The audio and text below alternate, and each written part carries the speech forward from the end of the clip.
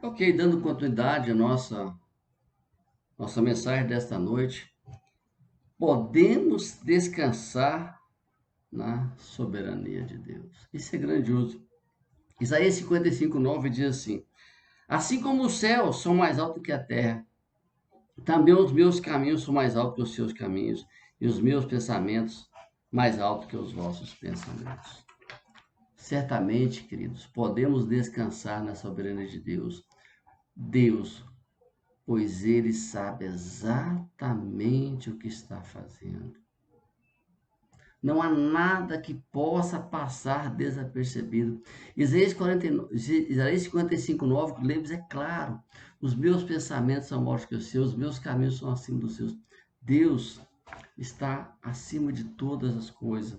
Eu quero voltar mais um pouquinho para Jó. É uma experiência grandiosa. Ele teve que reconhecer que não era capaz de entender o que o Senhor estava fazendo e relata. No texto nós lemos, na parte anterior, ele não conhecia, não se lembrava. Ele não conseguia entender, não se lembrava, não conseguia entender o que estava acontecendo, mas confiou. Quando estamos em dificuldades e vemos tantos problemas do mundo, mesmo nossas vidas, podemos perguntar, ficamos dele, será que Deus está sabendo? Será que Deus está por dentro deste acontecimento? Nós não levamos em consideração, muitas vezes, que Deus está presente. Não temos condições de avaliar a obra de Deus e às vezes ficamos chateados, decepcionados, queremos culpar a Deus. Muitas pessoas se decepcionam e ficam culpando a Deus. Sabe o que temos que fazer? Simplesmente, queridos, confiar na sabedoria, na vontade e na soberania de Deus. Temos que depositar toda a nossa confiança. Sabe por quê? Vou dizer uma coisa aqui. Quando você vê caminhos fechados, Deus vê caminhos abertos. Quando você vê impossibilidades, Deus vê todas as possibilidades. Quando você vê portas fechadas, Deus vê portas se abrindo. Nós temos que ver que com Deus tudo é possível. Em Deus está a exatidão, a certeza e a garantia. Somos nós que complicamos as coisas. Deus faz sempre o melhor para nós. Deus quer sempre o melhor para nós. Não há dúvida sobre isso. Deus quer sempre o melhor para nós. Eu quero estar um exemplo aqui importantíssimo sobre o que é estar sob o olhar de Deus, sobre o que é deixar que Deus haja, deixar que Deus nos dirija, nos conduza a uma decisão. Você se lembra de Ló? Você se lembra dele? Ló fez uma escolha. Ló fez uma escolha. Olha, Gênesis 13, 10 hoje diz assim: levantou Ló os olhos e viu toda a campina do Jordão, que era toda bem regrada, antes do Senhor haver descido Sodoma e Gomorra, como o jardim do Senhor, como a terra do Egito, como quem vai a Zoar. Então Ló escolheu para si toda aquela campina do Jordão e partiu para o oriente, separando-se um do outro. Olha só, veja bem, Ló não perguntou a Deus, não colocou diante de Deus, dizendo, Senhor, essa é a terra que o Senhor tem para mim. Ele escolheu. Ele escolheu aquele lugar aos olhos maravilhoso, grandioso. Aqui fala que a campina era bem regrada. Eu imagino aquele lugar verde, maravilhoso, que enche os olhos. Aquela foi a escolha de Ló, desculpe, mas não foi a escolha de Deus. A escolha de Deus, sabe qual era a terra? A terra de Canaã. Já Abraão, não. Abraão optou por confiar e entregar a sua decisão, a sua escolha a Deus, porque ele sabia que Deus havia prometido uma terra, a terra de Canaã.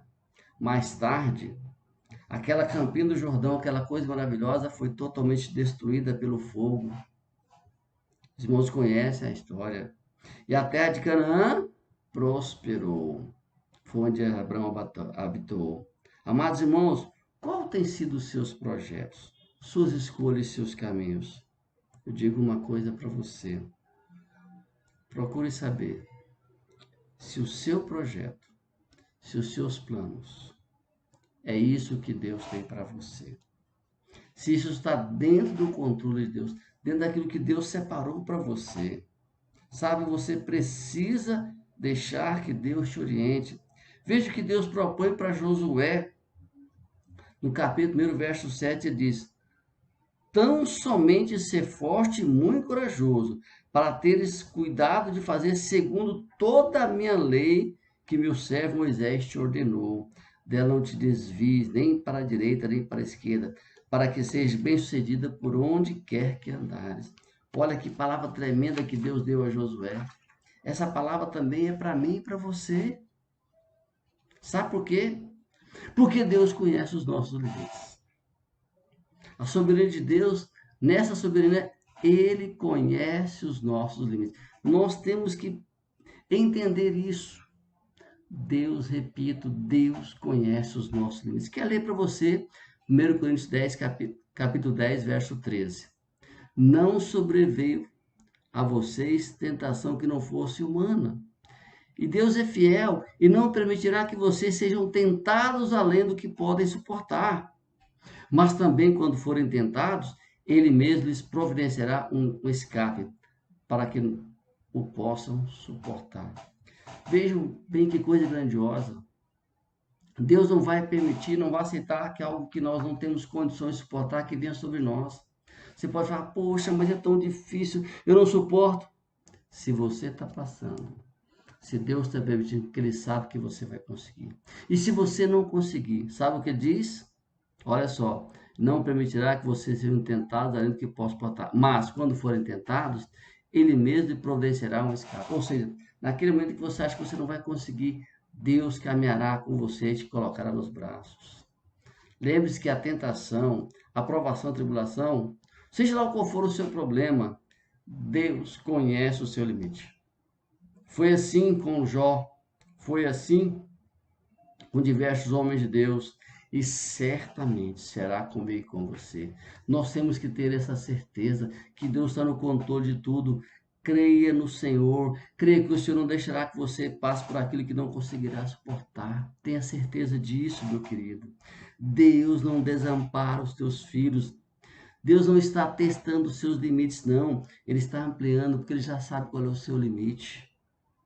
Ele não te deixará desamparado. Lembre-se que Ele mesmo vai providenciar a saída. Você precisa simplesmente confiar em Deus. Eu quero contar uma história para você, que eu acho muito interessante neste momento. Conta-se que certo homem famoso deparou-se com um terrível dilema.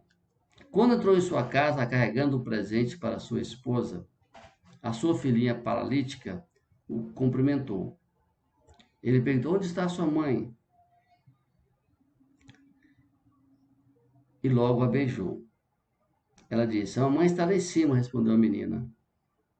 Muito bem, disse o pai, eu tenho um presente para ela. Oh, exclamou a pequena.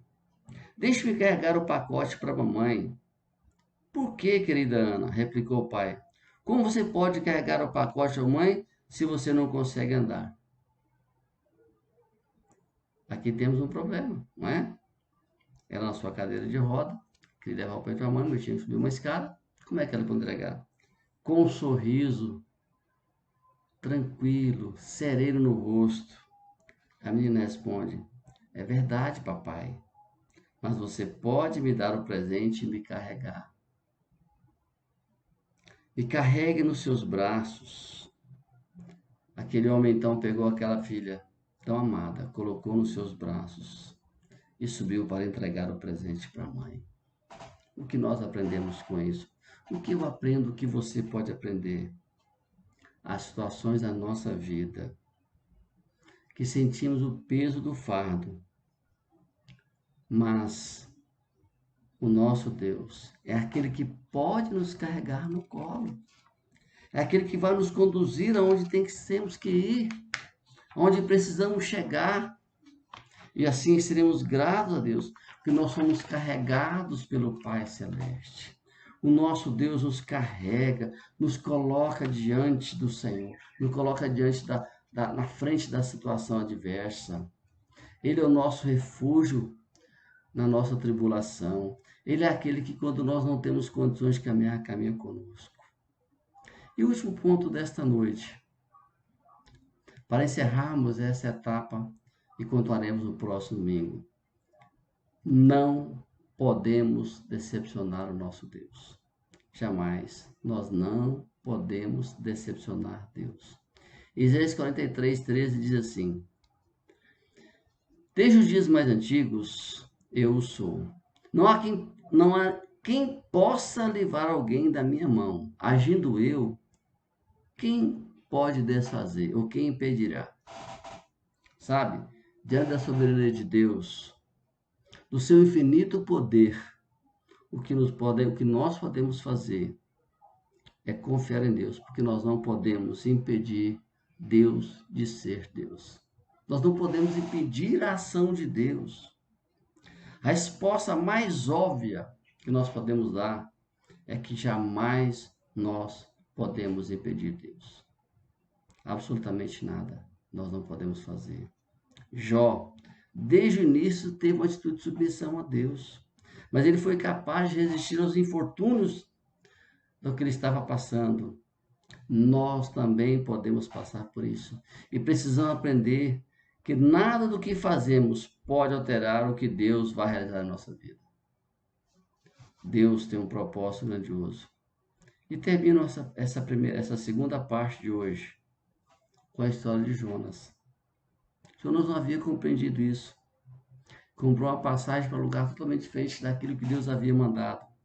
Mas Deus alterou o seu plano. O plano de Jó, não de Deus. Ele entrou no navio errado, foi porão, mas também Deus não alterou o seu plano. Ele foi lançado ao mar e Deus preparou um grande peixe, porque Deus tinha um propósito. Ele poderia ter economizado um bom tempo se tivesse obedecido a Deus. E essa é a lição para mim e para você. Não gastemos tempo naquilo que não é da vontade de Deus. Amados, vale a pena investir o nosso tempo em obedecer a Deus. Porque no final, Deus não vai ser decepcionado. Deus não vai ser deixado de lado. E a sua vontade vai prevalecer, porque Ele é soberano. Eu quero, querido, orar com você nesse instante para encerrar a mensagem dessa noite, porque vamos continuar no próximo domingo, será a última mensagem deste tema, a soberania de Deus. Oremos. Senhor nosso Deus, nosso Pai, Deus de misericórdia, abençoe cada pessoa que está ouvindo, que ouviu essa mensagem, que ela possa ver que Tu és soberano sobre todas as coisas, que o Senhor nos ama e a Sua vontade prevalecerá. Eu oro suplicando as bênçãos para essa semana que se inicia, para que Teu povo seja abençoado. Obrigado pelo que o Senhor tem feito nas nossas vidas, em nome de Jesus. Amém. Um grande abraço, uma boa semana para você e até o próximo domingo.